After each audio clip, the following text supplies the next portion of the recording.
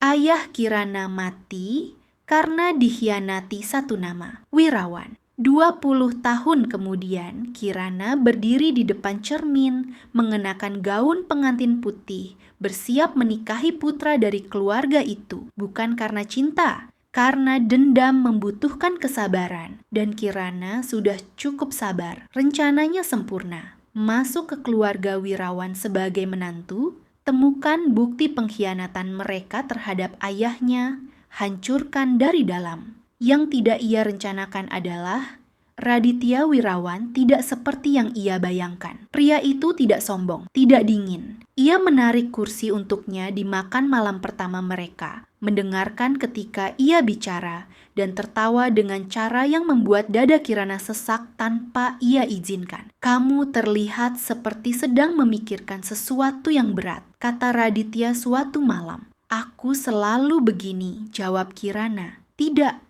ia menatapnya. "Ada sesuatu di matamu yang berbeda, seperti seseorang yang membawa beban terlalu lama." Kirana memalingkan wajah, karena jika ia menatap matanya 1 detik lebih lama, ia takut semuanya akan runtuh. Sebulan dalam pernikahan itu, Kirana menemukan ruang kerja ayah mertuanya, Hendro Wirawan. Ia masuk ketika rumah sepi, membuka laci paling bawah, dan di sana tersimpan rapi dalam map kulit coklat tua, dokumen yang ia cari selama 20 tahun. Tangannya gemetar membuka halaman pertama, tapi sebelum ia sempat membaca lebih jauh, suara langkah di koridor. Kirana menutup map, memutar badan. Raditya berdiri di ambang pintu. Matanya tidak marah, tidak kaget, hanya sedih. "Sudah lama aku tahu kamu akan sampai di ruangan ini," katanya pelan. Jantung Kirana berhenti. "Apa maksudmu?" Raditya masuk, menutup pintu di belakangnya. Duduk di kursi ayahnya dengan cara seseorang yang sudah memikirkan momen ini lama sekali. "Ayahmu, Pak Surya." "Aku tahu siapa dia, Kirana."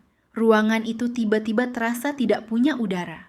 "Kamu menikahiku untuk membalas dendam," lanjutnya. "Bukan tuduhan, hanya pernyataan." Diucapkan dengan suara yang lebih lelah dari marah. "Raditya, aku tidak menyalahkanmu." Kirana tidak menyangka kalimat itu. Ia siap untuk konfrontasi, untuk teriakan, untuk ancaman, bukan untuk "Ini, ayahku melakukan kesalahan besar pada keluargamu," kata Raditya. "Aku tahu, aku sudah tahu sejak lama, dan aku malu dengan itu setiap hari." "Lalu, kenapa kamu menikahiku?" Suara Kirana akhirnya pecah. "Kalau kamu tahu, kenapa?" Raditya menatapnya. "Lama sekali. Karena aku pikir, mungkin inilah satu-satunya cara aku bisa memperbaiki apa yang ayahku rusak." Ia berdiri, melangkah pelan ke arahnya.